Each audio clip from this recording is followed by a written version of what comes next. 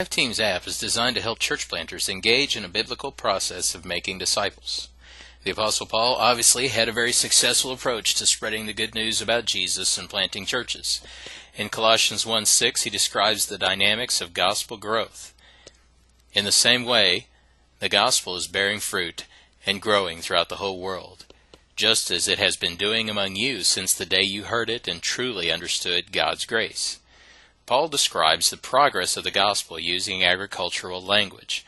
That's because the message about Jesus is a living seed. Jesus himself used this imagery in his parables about the kingdom in Matthew 13, Mark 4, and Luke 8. Like seeds, the gospel grows through three repeating phases that we call the growth cycle. We can identify each of these phases through a closer look at Colossians 1:6. First, Paul celebrated that the gospel, or good news about Jesus, was bearing fruit.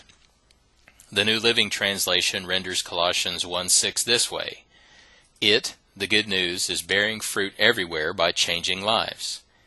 Changed lives are the result or fruit of the presence of the kingdom of God within an individual or a society.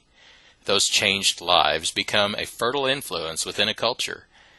Just as literal fruit carries within it the seed that produced it, so the actions of redeemed people point others to the gospel message. When that happens, the gospel grows to influence a wider group of people.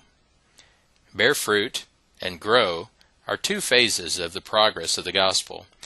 They both result from and result in another phase, which can be found at the end of Colossians 1:6. You heard it and truly understood God's grace. We call this phase take root.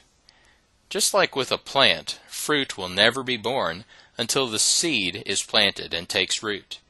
In fact, each phase of the cycle is dependent on the other phases. For plants to exist and spread on this planet, this process must continue to repeat. For the gospel to continue to flourish and spread in our lives and our culture, we must allow it to take root, bear fruit, and grow through us. Or, to put it more actively, the gospel is something we must repeatedly take in, live out, and pass on. This ongoing process of discipleship we call the growth cycle. The growth cycle is the engine that drives the church planting strategy behind Life Teams. Click on the next video to learn about the 5 harvest needs.